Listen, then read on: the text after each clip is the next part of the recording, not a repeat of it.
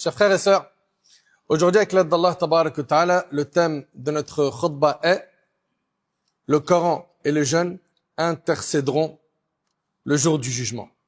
Le Coran et le jeûne intercéderont le jour du jugement. Chers frères et sœurs, lorsque les serviteurs se tiendront debout devant Allah, que les balances seront dressées, que chaque nourrice oubliera ce qu'elle allaitait, comme cela est mentionné dans le Coran, que chaque femme enceinte accouchera sous l'effet de l'effroi, et que les hommes sembleront ivres alors qu'ils ne le sont pas, mais que le châtiment d'Allah sera terrible, alors, à ce moment-là, le serviteur aura deux défenseurs qui plaideront en sa faveur devant Allah Tabarak wa Ta'ala, notre maître l'unique.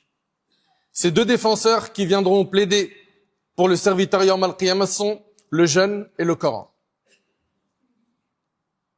Le jeûne et le Coran. D'après Abdullah ibn Amr, radiyallahu anhu an jami' as-sahaba, le prophète sallallahu alayhi wa sallam a dit, le jeûne et le Coran intercèdent pour le serviteur.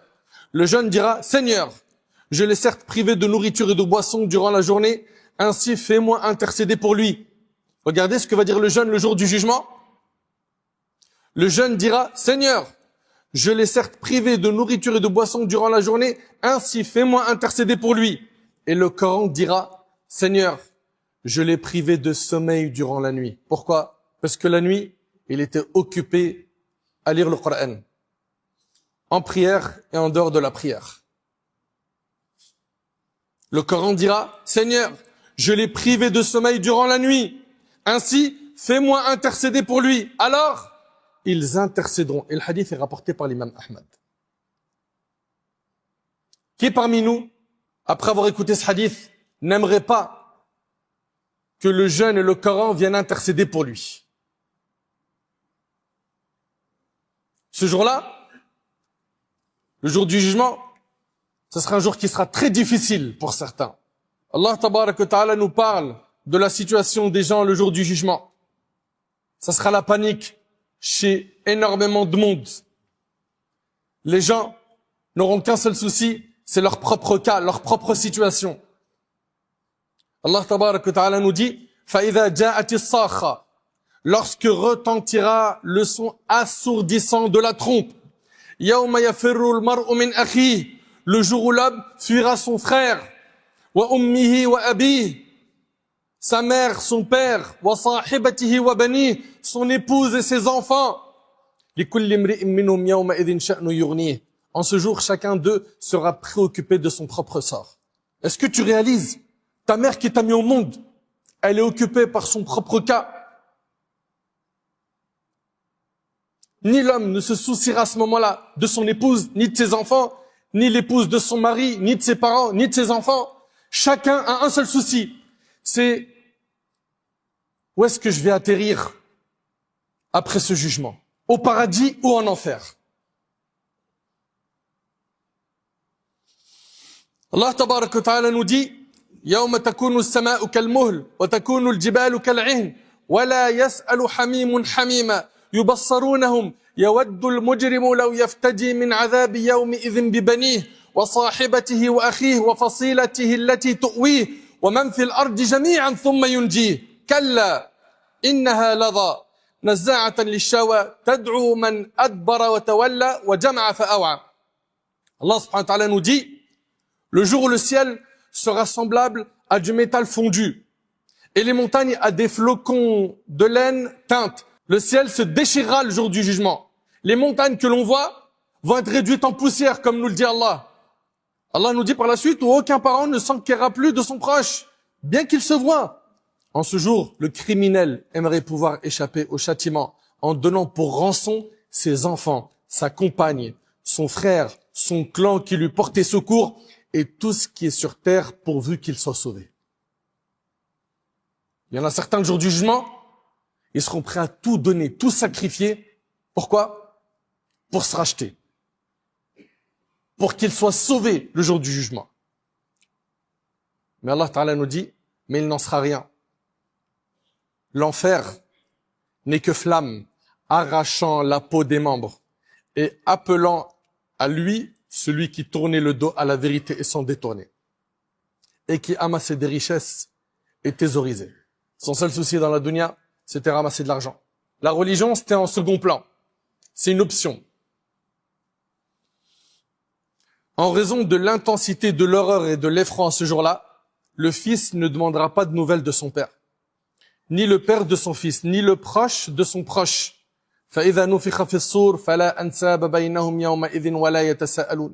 Allah nous dit, dans la sourate 23, lorsqu'on soufflera dans la trompe, ce jour-là, il n'y aura plus de lien de parenté et ils ne s'interrogeront pas les uns les autres. Je sais pas si tu réalises. Ton frère de sang, ta sœur de sang, tes parents, tes enfants, chacun est occupé par son cas. Ne pense pas que ce jour-là, ta mère qui t'a mis au monde te donnera une bonne action. Ou ton enfant que tu as éduqué, dans lequel tu as investi beaucoup d'énergie, ne pense pas qu'il va venir te sauver avec une bonne action. C'est chacun pour soi. Le sort de chacun dépend de ce qu'il aura acquis. Le jour où l'homme verra tout ce qu'il aura accompli et attendra le jugement qui sera prononcé à son sujet debout devant Allah, qui le fera rendre compte de ses œuvres et lui fera reconnaître ses péchés et ses fautes. Dans le hadith rapporté par l'imam al-Bukhari selon Adi, le prophète sallallahu alayhi wa sallam a dit, écoutez bien ce hadith s'il vous plaît, il n'y a aucun d'entre vous à qui Allah ne va pas parler sans qu'il y ait entre lui et Allah d'intermédiaire. C'est-à-dire quoi? Allah subhanahu wa ta'ala s'adressera à toi directement. Alors, il va regarder à sa droite et il ne verra que les actes qu'il a fait précédemment. Puis il regardera à sa gauche et il ne va voir que ce qu'il a fait. Il va ensuite regarder devant lui et il ne verra que le feu devant son visage. Aussi, protégez-vous du feu, ne serait-ce qu'avec la moitié d'une date. Et c'est rapporté par le Bukhari. Allah tabaraka wa ta'ala nous dit وَأَنذِرْهُمْ يَوْمَ الْآزِفَةِ إِذِ الْقُلُوبُ لَدَى الْحَنَاجِرِ كَاظِمِينَ مَا لِلظَّالِمِينَ مِنْ حَمِيمٍ وَلَا شَفِيعٍ يُطَاعٍ. Avertis-les du jour imminent où les hommes muets de terreur. Vous entendez? Où les hommes muets de terreur verront leur cœur remonter jusqu'à leur gorge.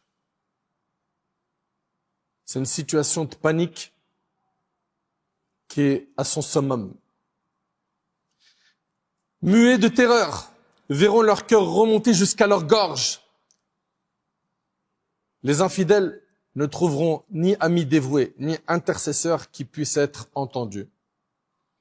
Et à ce moment-là, pendant ce moment de panique, où chacun est occupé par son propre cas, il y aura deux intercesseurs. Deux intercesseurs, le jeûne et le Coran. Le prophète sallam a dit, le jeûne et le Coran intercèdent pour le serviteur. Le jeûne dira, Seigneur, je l'ai certes privé de nourriture et de boisson durant la journée. Ainsi, fais-moi intercéder pour lui. T'imagines, dans ce jour de panique, le jeune, il vient et il plaide pour ta cause. Mais t'aimerais pas que ce soit ton cas? Le jeune dira, Seigneur, je l'ai certes privé de nourriture et de boisson durant la journée. Ainsi, fais-moi intercéder pour lui. Et le Coran dira, Seigneur, je l'ai privé de sommeil durant la nuit. Qu'est-ce qu'il a privé de sommeil? C'est le Coran, pas TikTok. Pas les écrans, pas les lives, pas Internet. Pas les stories sur le net, pas les blagues et les caméras cachées, pas les tendances Twitter, pas le quartier, les amis, les restaurants, les chichas, les bars. Ce qui a fait en sorte qu'il ait été privé de sommeil, c'est son lien avec le Coran. N'est-il pas venu le moment qu'on se réconcilie avec le livre d'Allah? Ce livre qui prend la poussière pour certains 11 mois. Il n'y a que pendant Ramadan que certains se disent, allez, on va le lire. D'autres, alhamdulillah, ils sont constants toute l'année. Mais ceux qui ne le sont pas, n'est-il pas venu le moment que vous vous réveillez, que vous compreniez la parole d'Allah? Si tu comprends le Coran, bi'idhnillah, ça va avoir un effet positif sur ton cœur. Et le Coran dira, Seigneur, je l'ai privé de sommeil durant la nuit. Ainsi, fais-moi intercéder pour lui. Alors, ils intercéderont. Et c'est rapporté par l'imam Ahmad. Allahu Akbar. Bienheureux sera celui pour qui le jeûne intercédera, car il est parmi les œuvres les plus aimées d'Allah. Et bienheureux sera celui pour qui le Coran intercédera. il s'agit de la parole d'Allah. Celui qui souhaite l'intercession du jeûne, qu'il préserve son jeûne. Comment? En faisant très attention à ne pas désobéir à Allah subhanahu wa ta'ala avec ses membres. C'est-à-dire qu'il fera attention à ne pas regarder ce qui est haram, à ne pas écouter ce qui est haram, à ne pas prononcer le haram. Ne pense pas au haram. Change de logiciel. Si pendant Ramadan, là où les démons s'enchaînaient, tu ne deviens pas mieux que ce que tu étais avant Ramadan, mais quand est-ce que tu vas changer? Quand? Tu as des mauvaises habitudes. Tu as pris l'habitude de regarder certaines choses qui sont haram, de consommer des contenus haram, mais tire le frein à main. Fais en sorte que le jour du jugement, le jeûne vienne intercéder pour toi.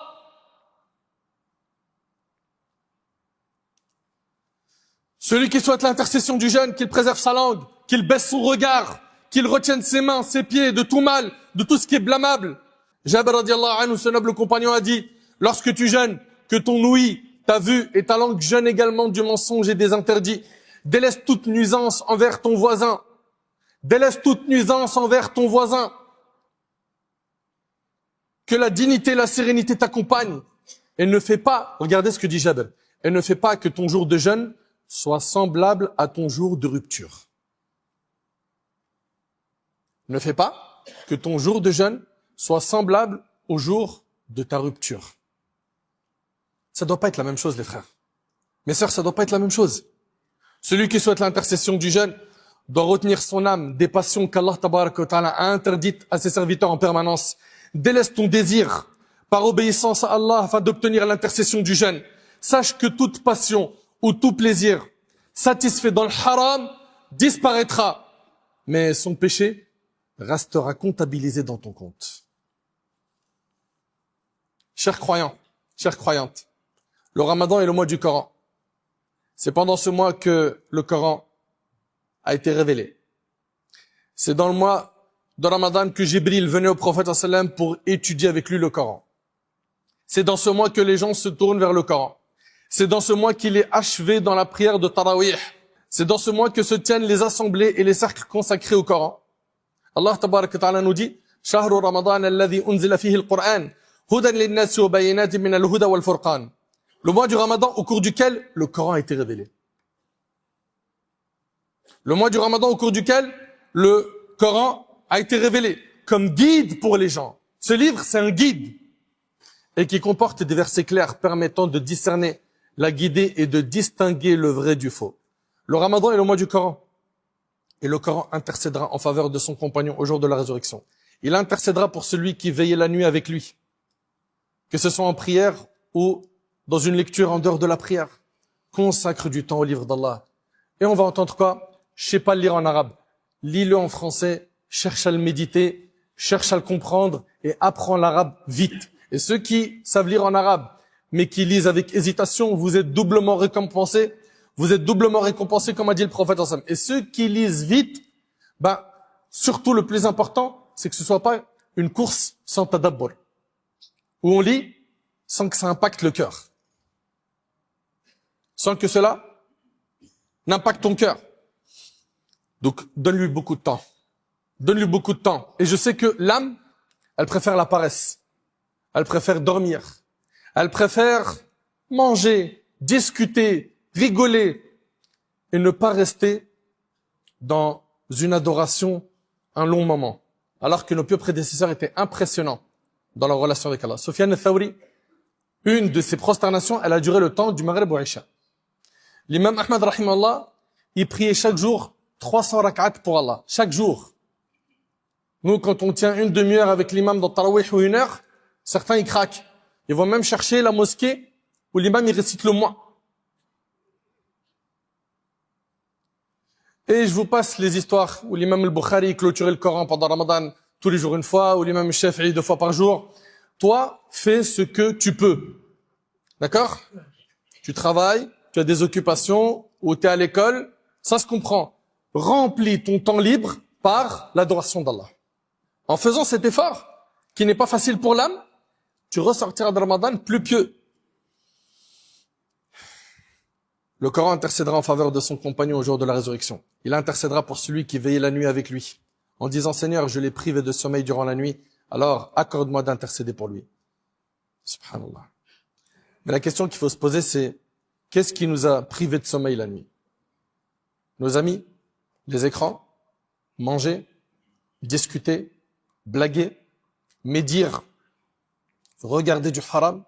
Écouter du haram? Qu'est-ce qui nous a privés de sommeil la nuit? Pose-toi la question. Est-ce que c'était le Coran? Est-ce que c'était les prières nocturnes? La méditation du livre d'Allah? Ad-Du'a? Allah tabarak wa ta'ala, en décrivant les serviteurs du tout miséricordieux, il dit Azza wa Jal, وَالَّذِينَ يَبِيتُونَ لِرَبِّهِمْ سُجَّدًا وَقِيَامًا. Ceux qui passent la nuit prosternés et debout en prière devant leur Seigneur. Tu vas me dire, mais moi je peux pas prier toute la nuit. C'est trop compliqué. Ben au moins, at-tarawih. Tu commences avec l'imam, tu finis avec lui. D'après Jubayr ibn Nufayr, Abu Dharr radiyallahu anhu a dit, le prophète sallallahu alayhi wa sallam a dit, écoute bien ce hadith, celui qui prie avec l'imam jusqu'à ce qu'il termine, il lui est écrit la nuit de prière complète. Allahu Akbar. Tu pries avec l'imam du début à la fin, tu as la récompense d'avoir prié toute la nuit. Accroche-toi à ça. Si tu arrives à faire plus, fais. Abu Umama radiyallahu anhu relate, j'ai entendu le messager d'Allah sallallahu alayhi wa sallam dire, lisez le Coran, car il viendra certes le jour du jugement intercéder au profit de ses compagnons.